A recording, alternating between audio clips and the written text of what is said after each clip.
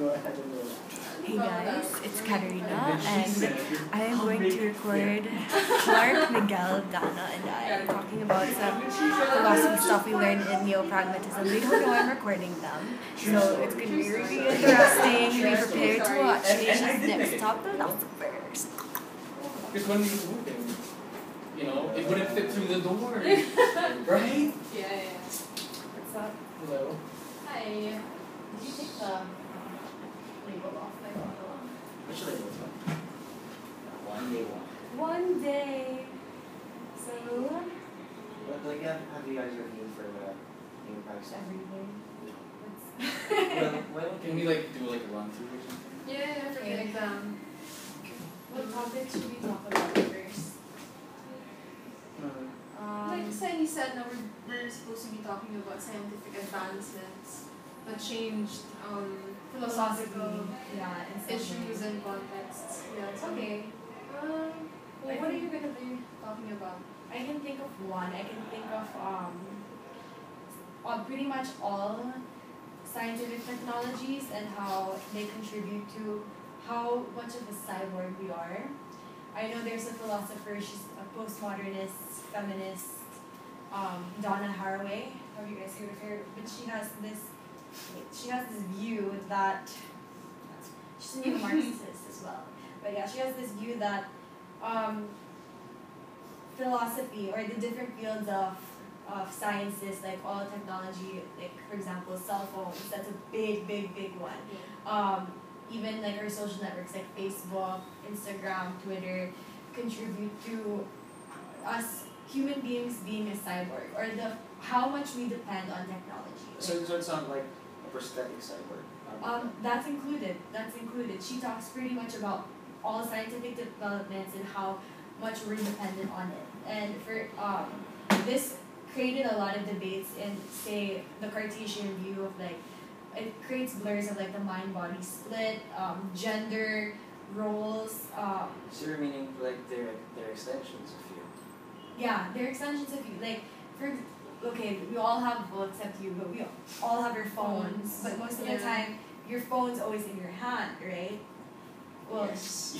Most of the time, Yes. But yes. Most of the time, yeah. Like, we always have the phones. I applied it like, okay, when I wake up, what wakes me up is my alarm clock. It's a digital alarm clock. That's a scientific advancement. So from the moment I wake up, coming to school, I depend on my car to get here. I mean, nobody walks to school, anymore, right? Literally, I am the exception. you walk to I school. walk to school. Okay, but you have a phone. Yeah, I have a you have a phone. Yes, I have a Facebook. phone. You know. Yeah. But they are extensions of you, both in the sense of the physical, the technology, and in the sense of your other personality that you place on the internet. Yeah. You get what I mean? Yeah. And so her philosophy on to what degree are human beings cyborgs, or the fact that cyborgs do exist and that's what we are in our society, it created so much controversy, or it's creating a lot of controversy and debate on the mind-body split. Here it says self and other, male and female, reality and appearances, truth and illusion.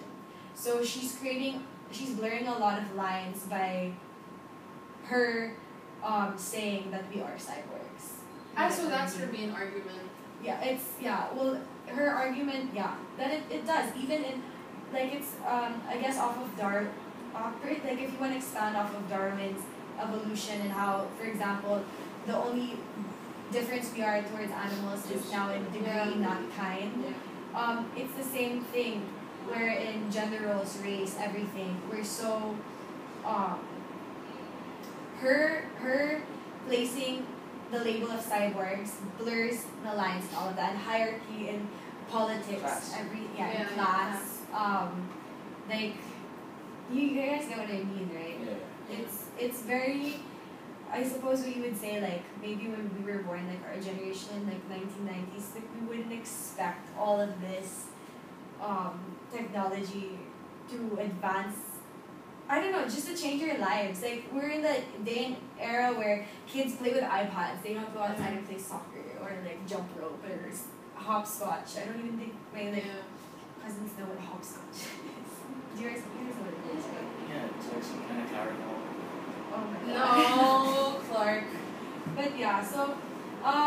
so she talks about that, and then Butterscotch. Butterscotch. no, not butterscotch. But there, to clarify what a cyborg is, so it's anything that's part human, part machine, or part artificial and part natural. So not just prosthetics, but that is included because it's an advancement in technology where it, becomes a part of the human.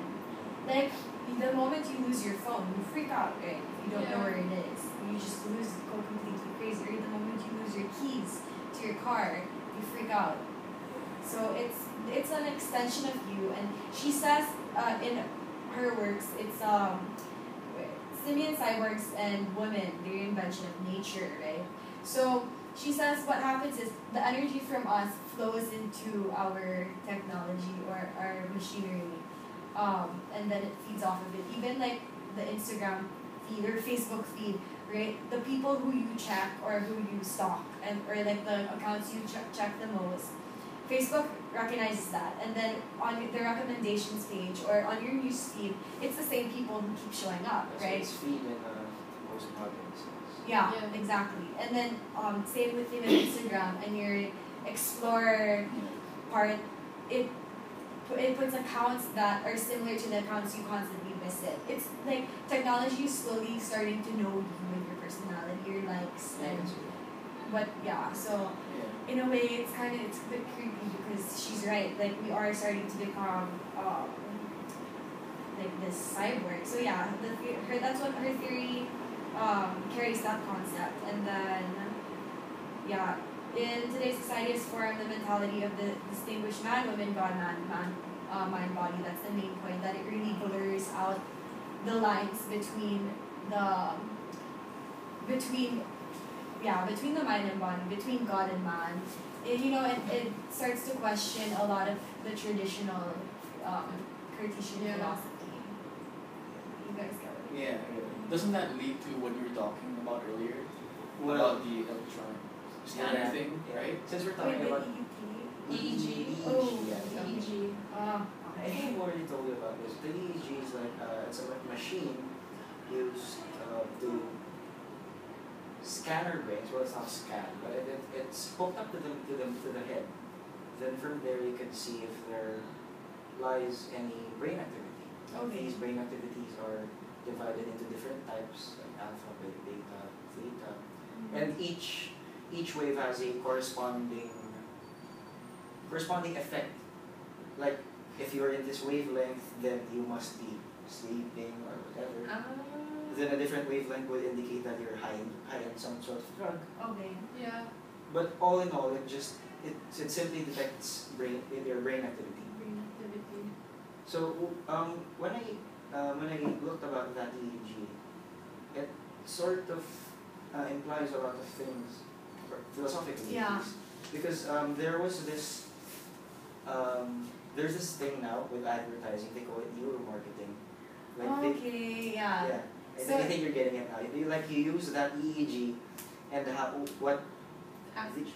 what these waves correspond to for the for the market. Like Yeah. I'm gonna give you that. When I see that, if I'm hooked to an EEG, if I see that cow, what would my brain state be? Then from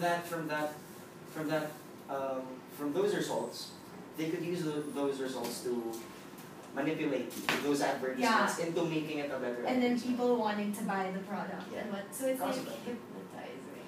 It's brain It has all these manipulation. 3D implications. So it's like mind control. It's manipulating. What is the line between mind control and advertising? What is there's a blur between actually someone trying to entice you from someone actually implanting an idea into that you your don't brain. really need most of the times. Yeah, so then again, it is like we are cyborgs because they're using the technology to control us, which you do with a computer.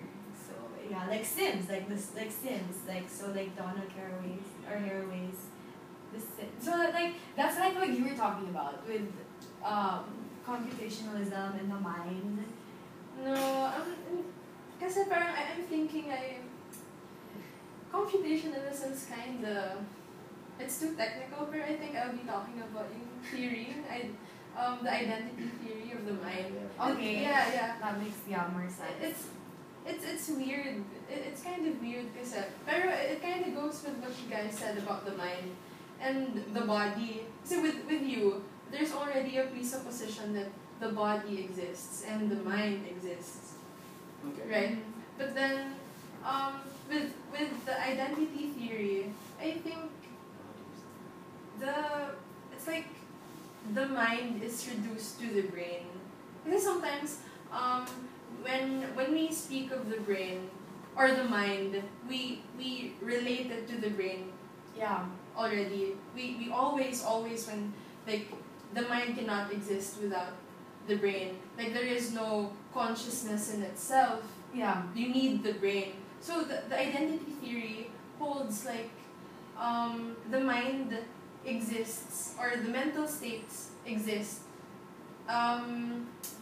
assuming or like reducing it to brain states. So so it's saying that you need the brain. Yeah, you need the brain, because like mental states. When you think about mental states, kind of abstract. Like mental states. What are mental states anyway? Like pain, happiness, So like it's that. a reductionist view of things. Yes. So if there's no brain, there's no mind. Yes, something like that, because you're kind of implying that you need the brain for the mind to exist already. Like for example, for pain to exist, the identity theory holds like, for example, the existence of pain is reduced to just C fiber stimulation. Okay.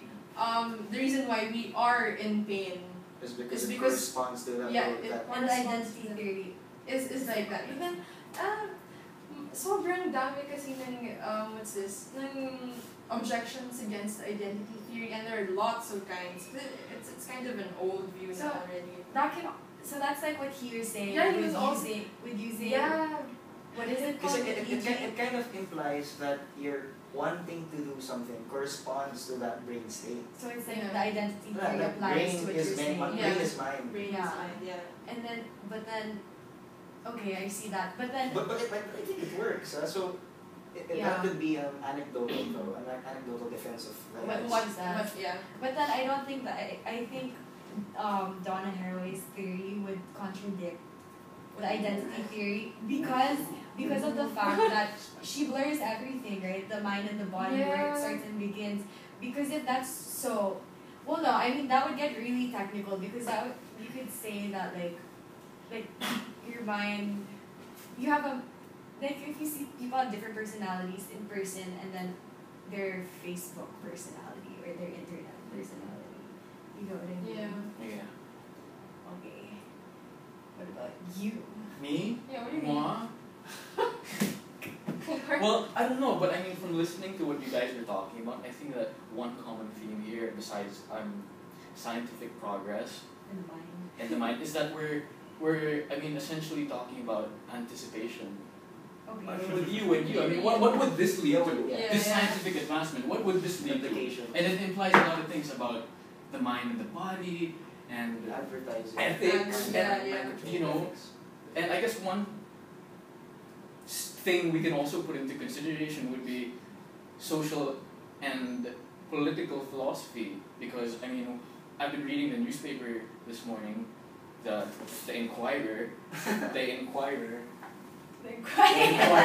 and I was reading something about biofuel and how biofuel is made from food crops. And obviously, like, this would entail, like, further study and advancement of this would entail a detriment in food. So, I mean, is it really Like- worth it to... Like you're saying. Sacrifice. Yeah, I mean, For fuel. I mean, there's already problems Yeah. with world hunger. I mean, So you're gonna end up this would mean that fuel. food prices would go up. I mean, And then people are gonna, that's kind of a waste of time, because if the food prices go up, that means people have to work harder to pay for their food, or the food companies would go, yeah. It would break. And what about third world countries, yeah. you know? and then the Us. food I companies would not mean, even be first world countries are already Yeah. struggling. struggling from this, which they never used to. These- This issue with with food. I mean, you know. The food companies would they would suffer because if their prices went up, less people are gonna buy it, and then business wise, they're gonna collapse. Yeah. Yeah. So I mean, all in all, I mean, can you think about it? I mean, let's like Thomas Kuhn and his Yeah. paradigm shift. Oh yeah, You know? yeah.